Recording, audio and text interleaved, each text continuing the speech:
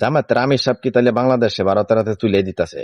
উনি গোপনে গোপনে ভারতের সাথে বৈঠক করে এবং সেই বৈঠক জনগণের কাছে প্রকাশ করে না, তাইলে কি উনি বাংলাদেশে ভারতের হাতে বেচা দেওয়ার কোনো নীল নকশা আঁকতাছে কিনা?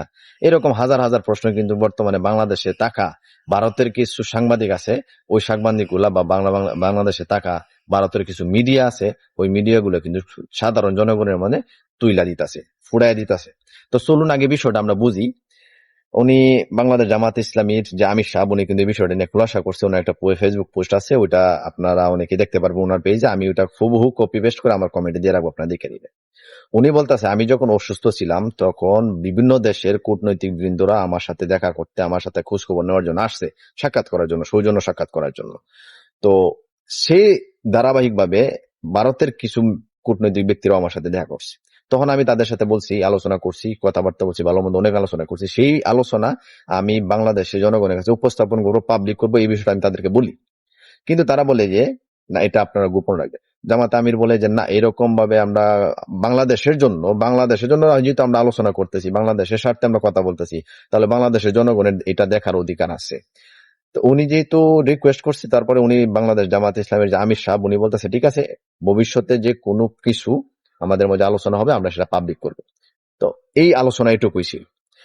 এখন এই আলোচনাটা যে বাংলাদেশ জামাত ইসলামী করছেন, এটা বাংলা সাংবাদিকরা কি জানছে? ওরা জানছে কার কাছ থেকে? ওরা স্বয়ং নিজেই জানছে জামাত ইসলামের আমির সাহেবের মুখ থেকে। এই যে রয়টার্সে একটা সাক্ষাৎকার দেওয়ার সময় সাংবাদিক প্রশ্ন করছিল যে আপনার সাথে কি কূটনৈতিক সম্পর্ক আছে, বিদেশে বিভিন্ন দেশের কূটনৈতিক বৃন্দরা আপনার দেশে কিরকম সম্পর্ক আছে? তো উনি ওই প্রশ্নের জবাবে বলছে যে হ্যাঁ, ধারাবাহিকভাবে বিভিন্ন দেশের ব্যক্তি আমার সাথে দেখা করতে আসছিল যখন আমি অসুস্থ ছিলাম। ধারাবাহিক বাংলাদেশের মধ্যেও ওই যে ভারতের কূটনৈতিক বৃন্দিরাও কিন্তু আমার সাথে দেখা করছে। তো সেই আলোচনাটা কিন্তু উনি নিজের মুখে বলছে, কোনো সাংবাদিক কোনো গোপন তথ্য বা এই মানে সোর্সের মাধ্যমে এটা বাইর করে নাই, উনি নিজে বলছে। তো উনি যদি বাংলাদেশে বিক্রি করার চিন্তা করত, উনি যদি বাংলাদেশের মানুষের সার্বভৌমত্ব রক্ষা করতে না চাইতেন, তাহলে উনি কেন এই কথাটা নিজে উপস্থাপন করবেন মিডিয়ার মধ্যে? উনি তো এরকম মানে বোকামি কাজ করার প্রশ্নই আসে না।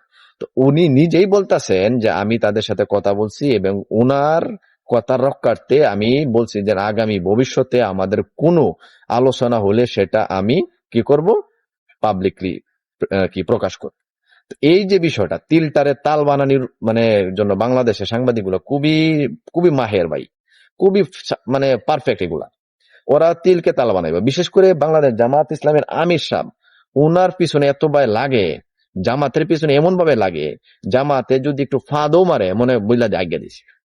এই যে আমাদের উসমান হাদির জানাজার মধ্যে জুতা পরে নাই, আবার কি খুলে নাই, আমাদের জামাত ইসলামের আমির সাহেব পায়ের জুতাটা খুলেন নাই। এটা নিয়ে কত কন্ট্রোভার্সি তৈরি করছে, কত আলোচনা সমালোচনা করছে।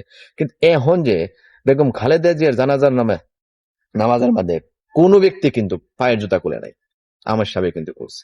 তো এখন কিন্তু এগুলো নিয়ে কথা বলবে, এখন এগুলো নিয়ে কথা বলার কোনো প্রশ্নই আসে না, চোখ বন্ধ হয়ে যাবে। তো জামাতের পিছনে কারা লাগে জানেন? যারা বাংলাদেশের জন্য রাজনীতি করে না, যারা দাদা বাবুদের জন্য রাজনীতি করে, যারা বাংলাদেশের জনগণের জন্য কান্না করে না, যারা দাদা বাবুদের জন্য কান্না করে, যারা বাংলাদেশের যে এই ম্যাপ আছে ওই ম্যাপের জন্য কান্না করে না, ওরা কান্না করে দাদা বাবুদের জন্য। যারা ইন্ডিয়ার এজেন্ডা বাংলাদেশের মধ্যে বাস্তবায়ন করতে চায়, তারাই একমাত্র দেশপ্রেমিক ব্যক্তিদের পিছনে লাগে। আর বাংলাদেশে আমার দেশপ্রেমিক ব্যক্তি তুই তাইখ্যাতা হে, ভারত বিরোধী কোন ব্যক্তি তাইখ্যাতা হে, তাহলে একমাত্র আছে বাংলাদেশ জামাত ইসলামী। ভারতের আগ্রাসনের বিরুদ্ধে কথা বলে, ভারত বিরোধী বলতে কি, ভারতের আগ্রাসনের বিরুদ্ধে। আমরা চাই না আমাদের বাংলাদেশের মধ্যে কোনো ব্যক্তি এসে আমাদের আগ্রাসন চালাক, আমাদের উপরে কর্তৃত্ব করুক। আমাদের স্বাধীনতা আমরা অর্জন করছি, আমরা আমাদের স্বাধীনভাবে দেশ চালাবো। তোমাদের সাথে সম্পর্ক যতটুকু প্রয়োজন হয়, কূটনৈতিকভাবে যতটুকু সম্পর্ক রাখা প্রয়োজন ততটুকু রাখবো। এটাই বলে বাংলাদেশ জামাত ইসলামের আমির সাহেব। আর এই জন্যই উনার পিছনে এমন ভাবে লাগছে যে ছোট্ট ছোট্ট ভুলগুলাও ওনারা মানে এমন ভাবে উপস্থাপন করে যাতে বাংলাদেশ জামাত ইসলামীকে বাংলাদেশের জনগণ ঘৃণার পাত্র হিসেবে দেখে। আসলে সেটা সম্ভব না। বাংলাদেশের জনগণ কিন্তু ভালো মন্দ যাচাই করার মতো ক্ষমতা ভালো করে রাখে। কোন ব্যক্তি দেশের জন্য কান্না করে আর কোন ব্যক্তি দেশের জন্য কান্না করে না, ভারতের জন্য কান্না করে, সেটা জনগণ ভালো করে বুঝতে পারে। এই যে মিডিয়াগুলা, এগুলা কোনোদিন মানুষের বাচ্চা না, এগুলা কোনোদিন মানুষ হইতেও পারবে না। সেই শুক্রাণুর মতো কোটিতে একটা মানুষ হবে, সেটাও এই ইলিয়াসের মতো কি করব, বন্ধ করে দিব, মুখ আটকা রেখে দিব, হাদির মতো গুলি করে মারা দিব, এরকমই। এটাই হচ্ছে বাংলাদেশের বর্তমান পরিস্থিতি। তো বাংলাদেশ জামাত ইসলামী জনপ্রিয়তা কোনোদিন কমানো সম্ভব না, ইনশাল্লাহ। বাংলাদেশ জামাত ইসলামী যেরকম ছিল আল্লাহ তাআলা সেই রকমই রক্ষা করবে, এর চেয়ে আরো বেশি জনপ্রিয়তা বাড়ায় দেবে ইনশাল্লাহ।